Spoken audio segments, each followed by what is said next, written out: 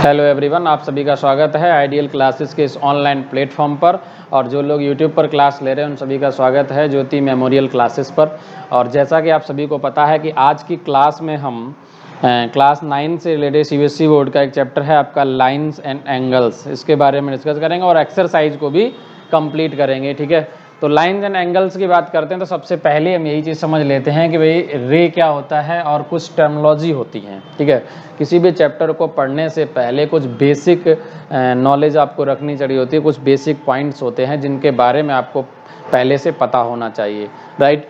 तो सबसे पहले हम छोटा सा पॉइंट एक डिस्कस करते हैं कि रे क्या है। ठीक है, ठीक, रे और लाइन सेगमेंट दोनों में क्या डिफरेंस होता है, इन चीज़ों को अगर आप समझ जाएंगे तो बहुत काम आने, ज़्यादा कोई बहुत बड़ी चीज़ें तो नहीं है, बट बेसिकली क्या होता है ये सभी पॉइंट टर्मिनोलॉजी जो भी होती है वो आपको पता होना चाहिए। ठीक है, रे क्या है, लाइन सेगमेंट क्या है ना, इसके अलावा एंगल क्या है, फिर एंगल के टाइप्स कौन कौन से होते हैं वो भी आपको पता होने चाहिए। ठीक है, मार्कर जरा मैं चेंज करते हैं आप। ठीक है, तो हम क्या कह रहे थे, सबसे पहली चीज़ लाइन सेगमेंट, और पहला हम क्या कह रहे हैं रे। तो रे क्या होता है इसको समझने के लिए ध्यान रखना, रे में एक्चुअली क्या होगा, रे जो होगी वो हमेशा क्या आएगा, रे having a and point and point and an arrow towards the direction। जब भी किसी रे की बात करेंगे तो उसमें क्या होगा, एक तो एंड पॉइंट होगा और एक एरो होगा जो क्या करेगा, डायरेक्शन की ओर होगा, किसी दिशा की ओर होगा, जो शो कर रहा होगा। जैसे अगर मैं बात करूं इस तरीके से, इसमें क्या है, एक एंड पॉइंट है, ये ओ है, और ये क्या है आपका छोटा सा रे, यानी ओ ए एक क्या है, रे है। एक तरफ क्या है, एरो जो क्या करेगा, शो कर रहा है किसको, डायरेक्शन को, दिशा को, और ओ जो है वो इसका क्या है, एंड पॉइंट है। तो लाइन सेगमेंट क्या होता है, लाइन सेगमेंट एक ऐसा लाइन होता है या पार्ट ऑफ लाइन होता है जिसके अंदर क्या हो, हैविंग टू एंड पॉइंट्स, इसके दो एंड बिंदु होते हैं, अंत बिंदु होते हैं, एंड पॉइंट होते हैं, एक ये है जैसे ए और बी। तो ये क्या है, ये जो होगा ये लाइन सेगमेंट होगी, और इसी की जो लेंथ होती है इसी को हम आगे सेंटीमीटर या डेसीमीटर इन सभी में मेजरमेंट किया जाता है। तो हमने आपको पहले ही बताया कि रे क्या होता है, a line with one end point is called ray. Simple भाषा में करो तो मैंने आपको थोड़ा लिखा कि हैविंग एन एंड पॉइंट, जिसका अंदर क्या हो, एक एंड पॉइंट होना चाहिए और एरो टुवर्ड द डायरेक्शन। सीधी सीधी बात हो सकती है। इसको अगर हम डेफिनेशन अगर शुद्ध लिखना चाहें तो क्या बोलेंगे, अ लाइन विद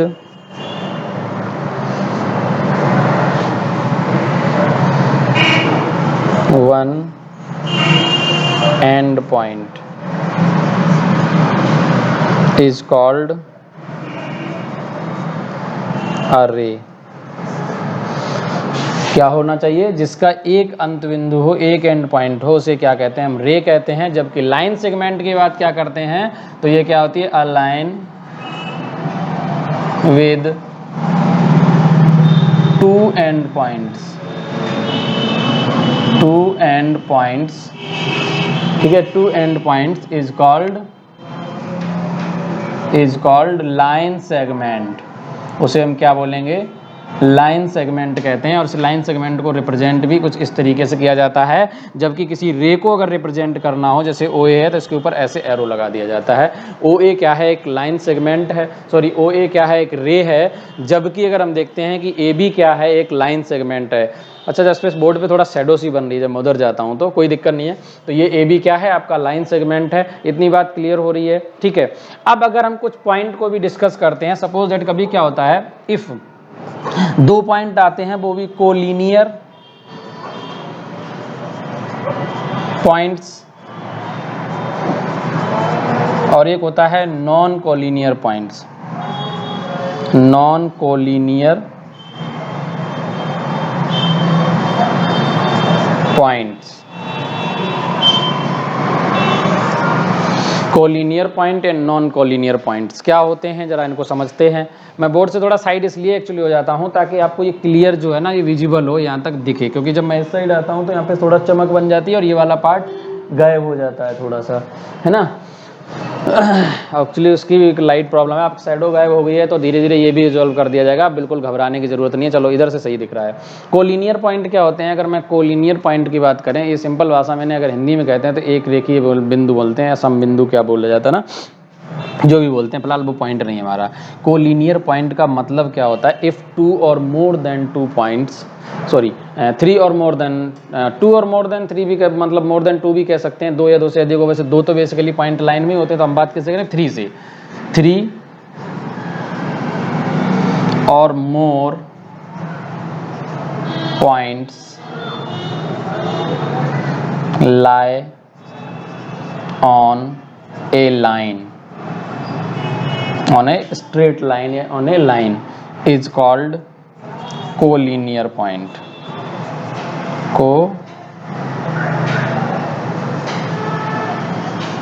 collinear points. बात समझ आ रही है मैं क्या कह रहा हूँ? इफ 3 और more points lie on a, like spelling LIE होगा, lie on a straight line, अगर क्या हो 2 या 2 से अधिक पॉइंट, 3 सॉरी मैं 2 की बात करने लग जाता हूँ, सॉरी 3 या 3 से अधिक पॉइंट, जैसे मान लो ABC हैं। अब ये सब क्या है? एक स्ट्रेट लाइन पर आ रहे हैं, एक सीधी रेखा पर, चौथा पॉइंट D भी है, तो ये ABCD क्या है? कोलिनियर पॉइंट हैं, अदरवाइज नॉन कोलिनियर पॉइंट कहलाएंगे। जैसे एक पॉइंट अगर मान लो यहाँ है इस तरीके से, और B यहाँ है और C यहाँ है, तो ये क्या है? ऐसे ऐसे आ रहे हैं, मतलब एक लाइन में नहीं आ रहे हैं, तो ये क्या है? नॉन कोलिनियर पॉइंट्स कहलाते हैं। बात समझ आ रही है? मैंने क्या बोला? इफ 3 और more than 3 points lie on a same line या in a straight line is known as collinear points, otherwise they are non collinear point। ठीक है, अगर वो एक ही रेखा पर हैं तो वो क्या कहलाएंगे? कोलिनियर कहलाएंगे, अदरवाइज क्या कहलाएंगे? नॉन कोलिनियर पॉइंट कहलाएंगे। बात समझ आ रही है? तो ये थे लाइन। अब मैं चलता हूँ थोड़ा पॉइंट एंगल पे। तो एंगल से रिलेटेड कुछ डेफिनेशन है, like acute angle, obtuse angle, right angle, straight angle, उन सबको भी समझते हैं। उसके बाद फिर हम अपने चैप्टर पे आएंगे और वहाँ से जो भी क्वेश्चन बनेंगे एक्सरसाइज से वो क्वेश्चन करेंगे। पहले पॉइंट हमें ध्यान रखना है, हमें हमेशा हर टर्मिनोलॉजी को समझते हुए चलना है, क्योंकि जब तक आपका बेसिक क्लियर नहीं होगा, टर्मिनोलॉजी क्लियर नहीं होंगी, शब्दावली क्लियर नहीं होंगी, तब तक आप कभी भी उस चैप्टर को नहीं समझ पाएंगे।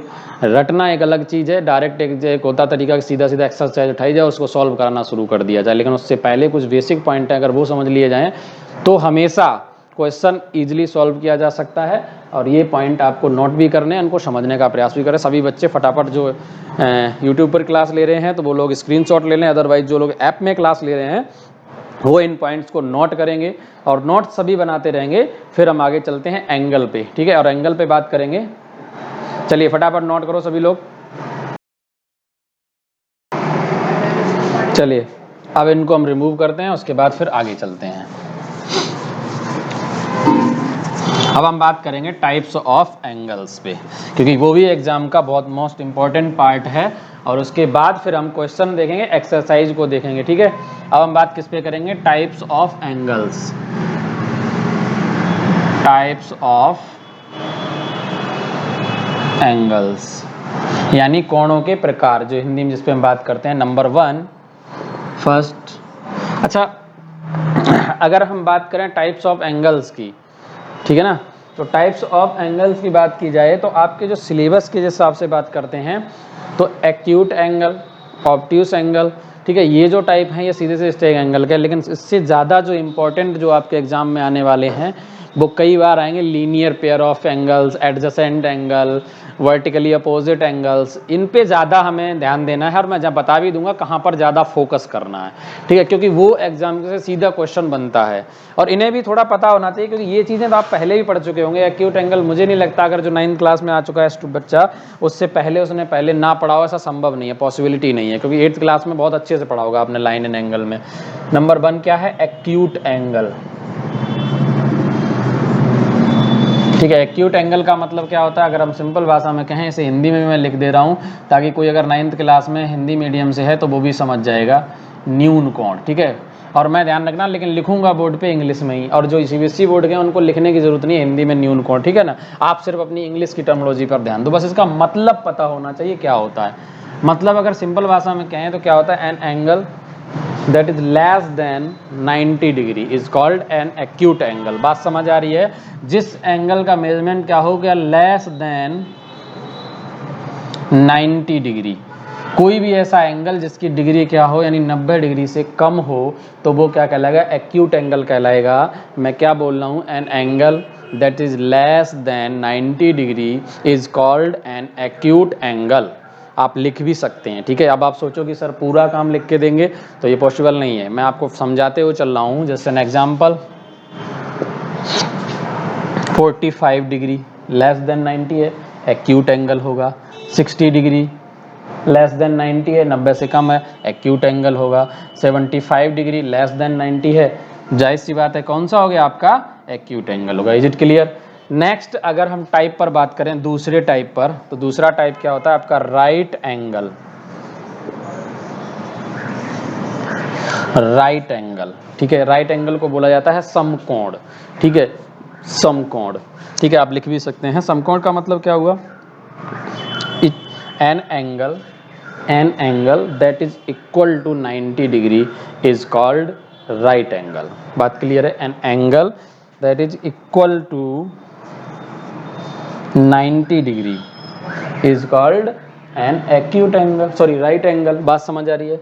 तो राइट एंगल क्या होगा, जिसका मेजरमेंट यानी मापन क्या हो, 90 डिग्री हो, तो इसमें एग्जांपल देने की जरूरत ही नहीं है। वो बराबर ही किसके होगा, 90 डिग्री के बराबर होगा। और इसको अगर बनाने का तरीका देखो, अगर इसको फिगर से देखना हो, तो ये जो एंगल होते हैं एक्यूट एंगल, वो ऐसे होते हैं इस टाइप, जैसे ये एक्यूट एंगल है, ठीक है। इसके अलावा अगर मैं बात करूँ, ये भी क्या है, एक्यूट एंगल है। लेकिन राइट एंगल कैसे बनता है, बिल्कुल परपेंडिकुलर ऐसी लाइन आएगी तभी तो 90 बन पाएगा। और ये इस तरीके से शो किया जाता है, ये 90 डिग्री।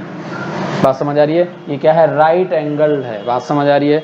ये सब काम आएंगे आपके ट्राइंगल चैप्टर में भी, आप ध्यान रखना, एक एक पॉइंट को समझते हुए चलना। An angle that is equal to 90 degree is called right angle, ठीक है। नेक्स्ट थर्ड है ऑब्ट्यूस एंगल। ऑब्ट्यूस एंगल क्या होता है, ऑब्ट्यूस एंगल, इसे अधिक कोण बोला जाता है। इसका मतलब क्या हुआ, इसका अगर आप डेफिनेशन लिखना चाहिए तो आप क्या बोलेंगे, N angle that is more than 90 degree and less than 180 degree is called N obtuse angle. इसमें कंडीशन लगा रखी हमने, क्या होगा, ये मोर देन 90 डिग्री होगा एंड लेस देन 180 डिग्री, या सिंपल भाषा में कहें, एक ऐसा एंगल जिसका मान क्या हो, 90 डिग्री और 180 के बीच में हो, तो उसे क्या बोला जाएगा, उसे बोला जाएगा ऑब्ट्यूस एंगल। बात समझ आ रही है? हम अगर इसको दिखाना चाहें इस ग्राफ पे, इसको डिग्री में एग्जांपल समझाना चाहें, तो लाइक 120 डिग्री, 125 डिग्री, कुछ भी ले लो, जो 90 से देखो, या ले लो 98 डिग्री ETC एक्सेट्रा। ये सब क्या है, ये टोटल ऐसे एंगल हैं जो 90 डिग्री से क्या है, more than 90 but less than 180 degree. तो ऐसा एंगल जो क्या हो, 90 से अधिक और 180 से कम हो, उसे हम क्या बोलेंगे, ऑब्ट्यूस एंगल बोलते हैं, अर्थात इसी को क्या बोलते हैं, अधिक कोण बोलते हैं। नेक्स्ट है 4 टाइप आपका है स्ट्रेट एंगल, ठीक है। स्ट्रेट एंगल क्या मतलब होता है, स्ट्रेट एंगल को बोला जाता है ऋजुकोण या सरल कोण। इसे क्या बोला जाता है, इसे सरल कोण भी कुछ लोग कहते हैं, हिंदी में सरल कोण कहा जाता है, ऋजुकोण भी कहा जाता है। और ये वाला तो मैंने बता ही दिया आपको, क्या होता है, अधिक कोण लिख सकते हो आप, ये समकोण होता है, ठीक है। और ये स्ट्रेट एंगल सरल कोण होता है। ये क्या होता है, an angle that is equal to 180 degree, एक ऐसा एंगल जो क्या हो, 180 डिग्री के इक्वल होता है, 180 डिग्री के बराबर होता है, उसे स्ट्रेट एंगल बोला जाता है। और स्ट्रेट एंगल की खासियत है, अगर एक लाइन मान लो ये है और दूसरी भी इधर कोई जाए, तो ये वाला जो एंगल आता है, ये आ गया 180 डिग्री, ये सीधी लाइन हो जाएगी। समझ आ रहे हैं? कहने का मतलब, जब दो लाइनें इस तरीके से झुकाव हो तो ये एक्यूट एंगल है, अगर ये सीधा चला जाए तो ये राइट एंगल बन गया, और बढ़ जाए तो ये क्या हो गया, अभी बन गया ऑब्ट्यूस। बनते बनते जैसे ये सीधे आगे बराबर पे ये बन गया राइट एंगल। बात समझ आ रही है क्या, सॉरी स्ट्रेट एंगल। तो ये क्या कहलाएगा आपका, स्ट्रेट एंगल। 5 है रिफ्लेक्स एंगल। रिफ्लेक्स एंगल, और 6 ही टाइप हैं जो बढ़ने हैं। रिफ्लेक्स एंगल का मतलब क्या होता है, सीधा सीधा अगर हम बात करें, N angle that is greater than 180 degree and less than 360 degree. एक ऐसा एंगल जो क्या हो 180 डिग्री से अधिक हो और लेस देन, बट इसे लिखोगे लेकिन क्या होना चाहिए, लेस देन 360 डिग्री। बात समझ आ रही है? एक ऐसा एंगल जो 180 डिग्री से क्या हो अधिक हो और 360 डिग्री से कम हो, तो उस एंगल को हम क्या बोलेंगे, रिफ्लेक्स एंगल कहते हैं। बात समझ आ रही है? एग्जाम्पल के तौर पे ले लें हम, जैसे 198 degree, 270 degree, 285 degree, 300 degree ETC etcetera. ये सब क्या है, ये टोटल के टोटल कौन से एंगल हैं, रिफ्लेक्स एंगल हैं। Is it clear? ये सारे के सारे क्या हैं, रिफ्लेक्स एंगल हैं। और लास्ट बचा है आपका 6, जिसे हम बोला जाता है कंप्लीट एंगल। कंप्लीट एंगल, इस कंप्लीट एंगल का मतलब क्या होता है, इसे पूर्ण कोण बोला जाता है। An angle that is equal to, क्या बोल रहा हूँ मैं, ध्यान से सुनो, an angle that is equal to 360 degree is called complete angle. अच्छा मैंने पूरा नहीं लिखा कंप्लीट, ठीक है, कंप्लीट एंगल क्या मतलब हुआ, ये इक्वल टू क्या होगा, 360 डिग्री के होगा। अब ये 360 डिग्री कैसे बनेगा, बात समझो, बहुत आसान है। देखो समझो, चित्र से बताता हूँ मैं। ये क्या है, acute angle, acute angle, acute angle, सब एक्यूट हैं। अब जैसे ये ऐसे होगा सीधा, ये क्या बन चुका है, राइट एंगल 90 डिग्री। अब ऐसे बन गया तो ऑब्ट्यूस, ऑब्ट्यूस, ऑब्ट्यूस, जैसे गया स्ट्रेट, स्ट्रेट बन गया। अब बन गया रिफ्लेक्स, रिफ्लेक्स बनते बनते ये रिफ्लेक्स ही है ये पूरा पार्ट ऐसे। और जैसे ही ये लाइन इसके बराबर ऐसे आगे, दोनों एरो एक दूसरे पे, तो अब आपको सिर्फ एक ही रे दिख पाएगा, एक मार्कर दिख रहा होगा इस केस में, देखो। जबकि यहाँ क्या है, दो हैं, देखो दिख रहे हैं, ये वाला सीधा कर दिया, एक ही डायरेक्शन में है। तब ये जो पूरा एंगल बना है यहाँ से यहाँ तक घूम के, ये क्या है, 360 डिग्री है। अर्थात 360 डिग्री का मतलब होता है एक लाइन इधर और इस पर दूसरी लाइन भी इधर ही डायरेक्शन में चली जाए, तो ये पूरा एंगल क्या कहलाएगा, 360 डिग्री हो जाएगा। ये बन गया आपका क्या, कंप्लीट एंगल। तो अभी की क्लास में आपने क्या पढ़ लिया, आपको हमने लाइन पढ़ा दी, लाइन समझ में आया, लाइन सेगमेंट पढ़ाया, रे पढ़ाया, टाइप्स ऑफ एंगल करा दिए। ये टाइप्स ऑफ एंगल जल्दी से करो नोट, फटाफट इनका जो स्क्रीनशॉट ले रहे हैं स्क्रीनशॉट लो, और जो लोग नोट कर रहे हैं वो नोट करो। ऐप पर क्लास अगर ले रहे हो तो स्क्रीनशॉट अलाउड नहीं है, आपको नोट करना पड़ेगा। और अगर आप यूट्यूब पर क्लास ले रहे हैं ज्योति मेमोरियल क्लासेस पे, तो वहाँ पर आपको क्या मिल जाएगा, आप इनको स्क्रीनशॉट ले सकते हैं, लेकिन बेहतर होगा कि आप इन पॉइंट्स को नोट करें तो ज़्यादा अच्छा आएगा। मैं सभी पॉइंट को एक बार दोबारा से मेमोराइज करा देता हूँ। एक्यूट एंगल है, एक है राइट एंगल, दूसरा है ऑब्ट्यूस एंगल। एक्यूट एंगल को न्यून कोण कहा जाता है बेटा, जो हिंदी में हो अगर, तो राइट एंगल को समकोण कहते हैं, ऑब्ट्यूस एंगल को अधिक कोण कहते हैं, और स्ट्रेट एंगल को सरल कोण कहा जाता है। रिफ्लेक्स एंगल को एक बार देखना, रिफ्लेक्स एंगल की हिंदी मुझे क्लियर नहीं आ रही एक्चुअली, याद देख लेना एक बार। और कंप्लीट एंगल को पूर्ण कोण बोला जाता है, ठीक है। रिफ्लेक्स का एक बार आप खुद देख लेना, आपकी क्लास में खुद दिया होगा, आपकी जो बुक है हिंदी माध्यम वाले, उन देख लेना एक बार, ठीक है। और डेफिनेशन मैंने आपको सबकी बोली दी है, तो आप लोग जल्दी से नोट करो, जो डायग्राम बना रहे हो वो डायग्राम बनाओ, उसके बाद फिर मैं आपको आगे नेक्स्ट पॉइंट जो है वो उन पर डिस्कस करेंगे।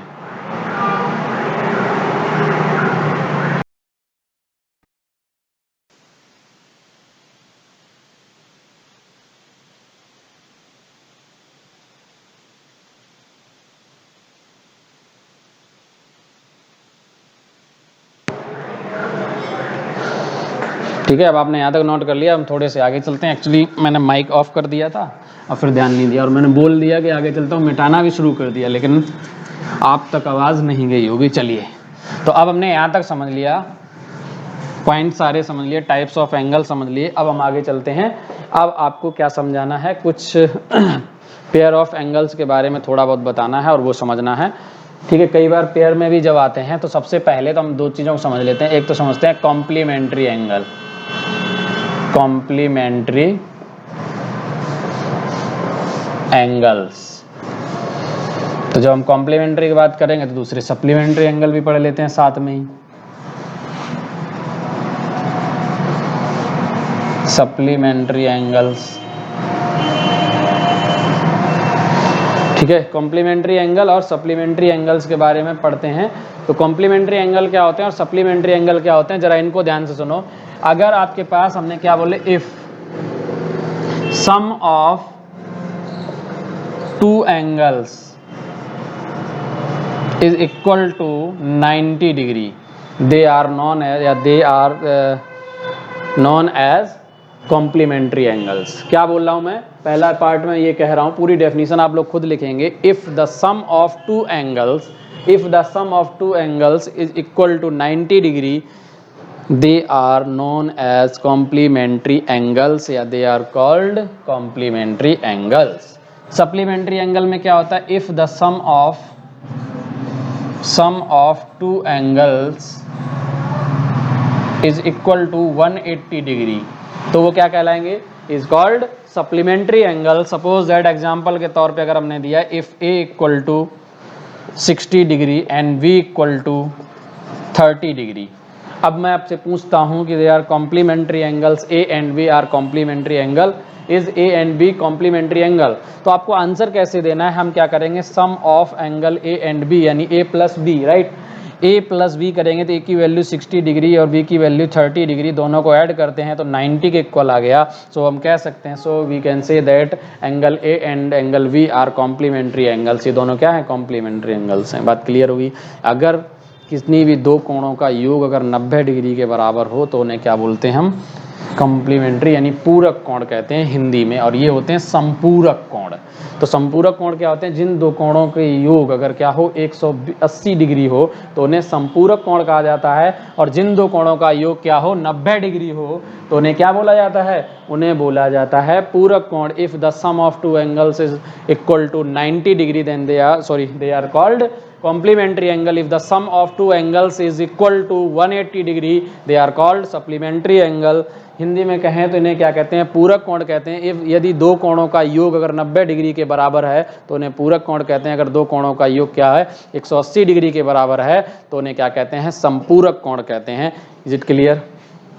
फॉर एग्जाम्पल जैसे हमने ले लिया, इफ सपोज दैट मैं पूछ रहा हूँ is A and B are supplementary angle if the value of A, यानी ए की एंगल ए की जो वैल्यू है वो क्या दे रखी हो, अगर आपको मान लो 70 degree and angle V equal to 110। अब आपसे पूछ रहा हूँ कि सप्लीमेंट्री है या नहीं है, तो क्या करोगे, angle A plus angle V अगर निकालते हैं तो 70 प्लस 110 ऐड करेंगे तो 180 डिग्री। चूँकि ये 180 डिग्री के बराबर है तो A एंड V आर ये क्या हो जाएंगे, सप्लीमेंट्री एंगल। ये क्या कहलाएंगे, सप्लीमेंट्री एंगल।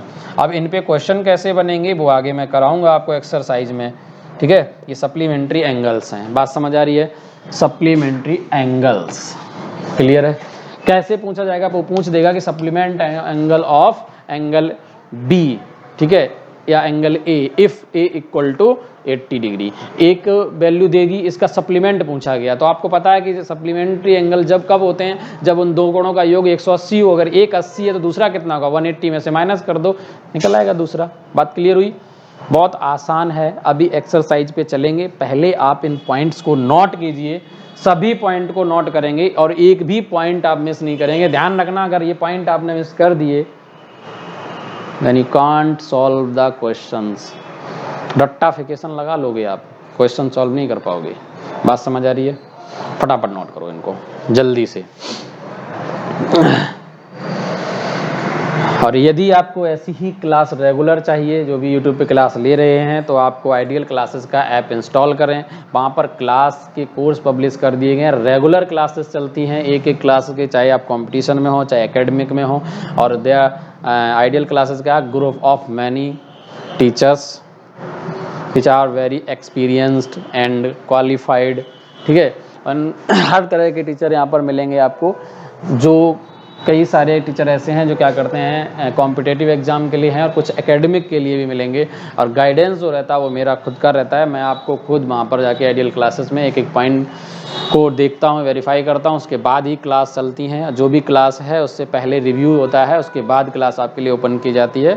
तो वो क्लासेस आपको कोई भी डाउट लेने की ज़रूरत नहीं है, क्योंकि मैं अपने खुद के गाइडेंस में उनको देखने के बाद ही क्लास प्रोवाइड करता हूँ, ठीक है। और आइडियल क्लासेस क्या, बहुत सारे टीचर्स का एक ग्रुप है जिसमें से एक मैं भी हूँ, ठीक है ना। तो आप लोग पॉइंट्स को नोट करें, फिर हम आगे चलते हैं।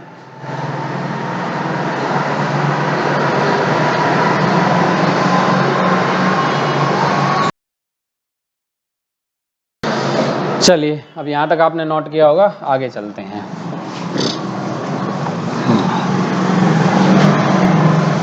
आगे चलते हैं और एक एक पॉइंट को समझने का प्रयास करते हैं।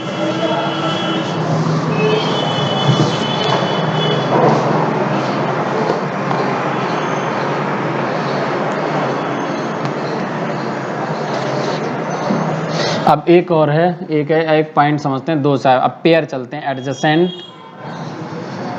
एंगल्स, या कई बार पूछा जाता है एडजेसेंट पेयर ऑफ एंगल्स, और दूसरा है linear pair of angles. Linear pair of angles, ठीक है। क्या डिफरेंस है इन दोनों में, और क्या है, या एक ही है या कुछ अंतर है? लगभग ये थोड़े से डिफरेंस है, इनमें थोड़ा सा सेम है। कई बार कुछ लोग इनको सप्लीमेंट्री भी कह देते हैं। देखो, सप्लीमेंट्री एंगल में और लीनियर पेयर ऑफ एंगल्स में एक चीज़ बस कॉमन है, वो कॉमन ये है कि उन दोनों एंगल का, इनमें भी लीनियर पेयर में भी सम क्या होता है, 180 होता है, और सप्लीमेंट्री में भी सम 180 होता है। बट अंतर यहाँ पर ये डिफरेंस है, लीनियर पेयर में दो एंगल तो होंगे, उनका सम तो 180 होगा। if two angles with a common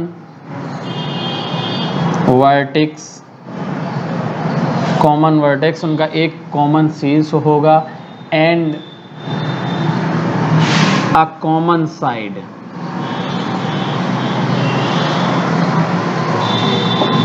ठीक है। क्या होना चाहिए, मैंने if the sum of two angles 180 degree with a common vertex and a common side is called, उन्हें हम क्या बोलते हैं, is called linear pair of angles, ठीक है। यहाँ पर क्या है, देखो सम तो इतना ही है, दो एंगल हैं, उनका सम यानी ए प्लस बी, दो एंगल हैं, इन दोनों का अगर सम 180 डिग्री है तो वो लीनियर पेयर कहलाता है। बस इतना ही अगर बोल दिया जाए तो इतना काफ़ी नहीं है, क्योंकि वो सप्लीमेंट्री एंगल का होता है। बस कंडीशन क्या है कि एक कॉमन वर्टेक्स होना चाहिए और एक कॉमन साइड होनी चाहिए, ये भी कंपलसरी है। अगर कभी भी कोई लीनियर पेयर की बात करता है तो लीनियर पेयर में आपको हमेशा याद रखना है कि लीनियर पेयर जब ही बन पाएगा जब क्या होना चाहिए, आपको याद रखना चाहिए कभी भी, if A and B are two angles whose sum is 180 degree and having a common vertex and common side, जिनके अंदर एक कॉमन साइड हो, एक कॉमन वर्टेक्स हो, तो उसे क्या बोला जाएगा, उसे बोला जाएगा लीनियर पेयर ऑफ एंगल। अगर जैसे मैंने बोला, अगर एक एंगल ए ये वाला है जिसकी वैल्यू है 70 डिग्री, और जबकि दूसरा एंगल ये है, इसकी वैल्यू है 110 डिग्री, तो ये अलग अलग एंगल है, ना तो इनमें कोई कॉमन वर्टेक्स है, ना ही इनमें कोई कॉमन साइड है।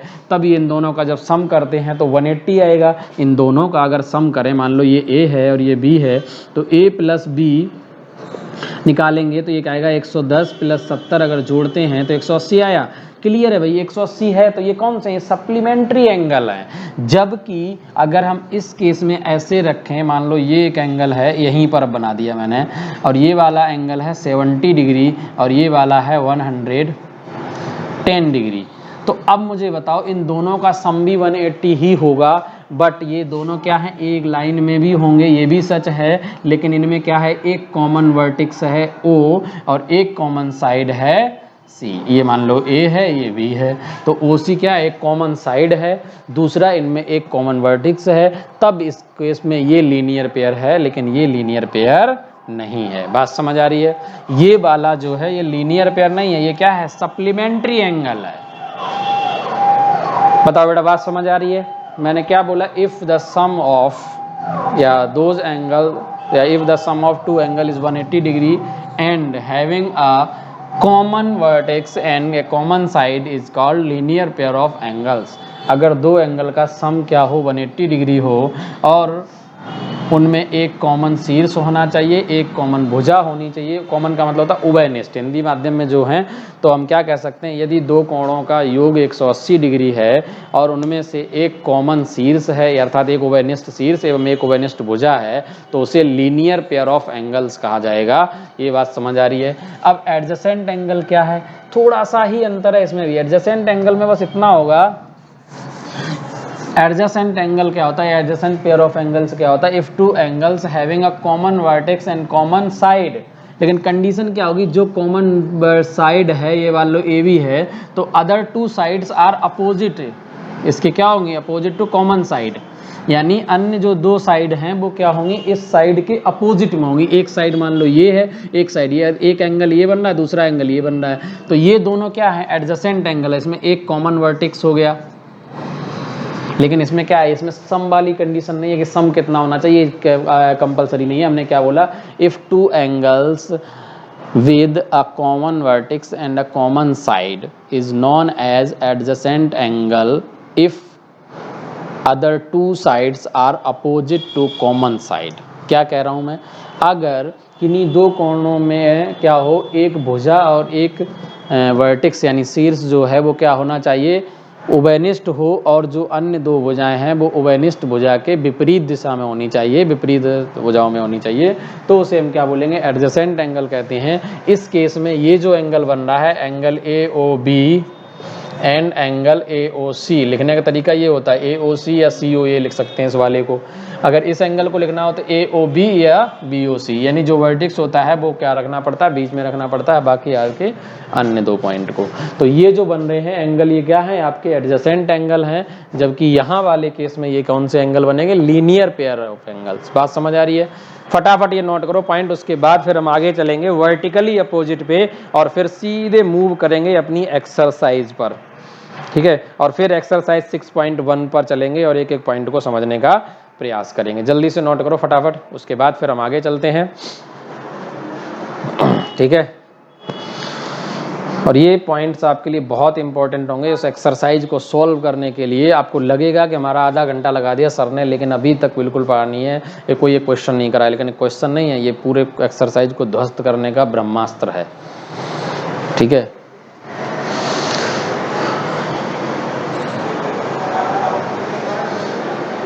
चलिए अब हम इसको रिमूव करते हैं और आगे चलते हैं।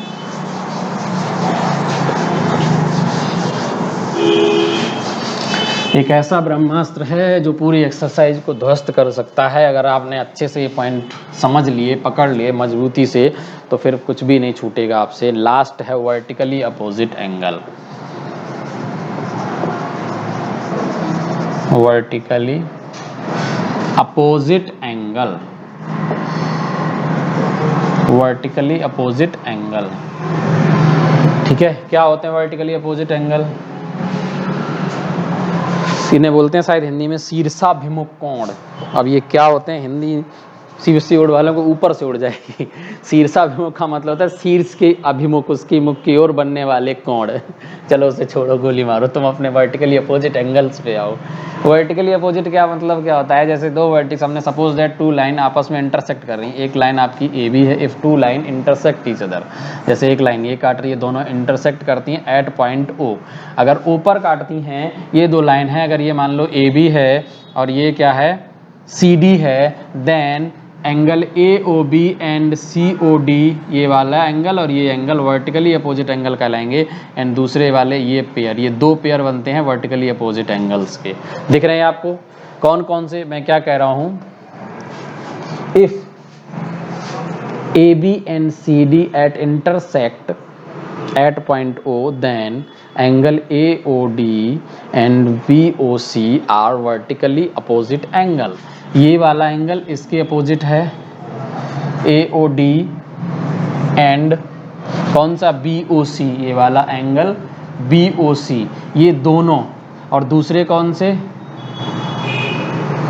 दूसरा कौन सा पेयर बनेगा, दो पेयर बनेंगे, ये वाला और एक पेयर बनेगा AOC, angle AOC and BOD, angle BOD। ये क्या है, are vertically opposite angle BOA, ठीक है। ये क्या है, वर्टिकली अपोजिट एंगल हैं, वर्टिकली अपोजिट एंगल्स हैं। बात समझ आ रही है।